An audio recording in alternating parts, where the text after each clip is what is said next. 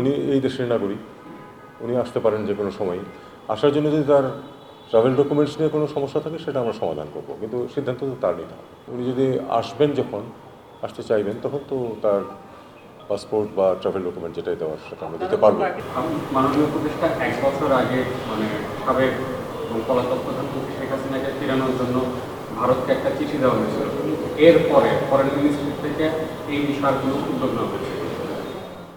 এরপরে এ নিয়ে আর কোনো চিঠি দেইনি আমরা, আমি এটুকুই বললাম। আর কিছু চিঠি দেওয়া হবে কি? চিঠি এক দফায় দেওয়া হবে, যদি দেওয়া হয় আপনারা জানতে পারবেন। মাননীয় উপদেষ্টা আর একটা প্রশ্ন, বারবারই এই প্রশ্নটা আসে আসলে, যে এখনো অনেকগুলো দেশের সাথে আসলে সম্পর্ক, বিশেষ করে ভারতের সাথে এখনো সম্পর্ক স্টাক এবং একই রকম।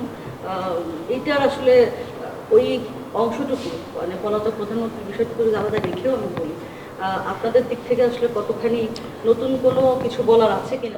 নতুন কোনো কিছু বলার নেই, কিন্তু পুরনো যেটা বলা হয়েছিল সেটা আমি আবার রিপিট করি। আমাদের পক্ষ থেকে সম্পর্ক উন্নয়নের কোনো বাধা নেই, তবে এটা তো দুই পক্ষকে এগোতে হবে। যদি দুই পক্ষ একমত হয় কোনো বিষয়ে, তাহলে নিশ্চয়ই আগাবে।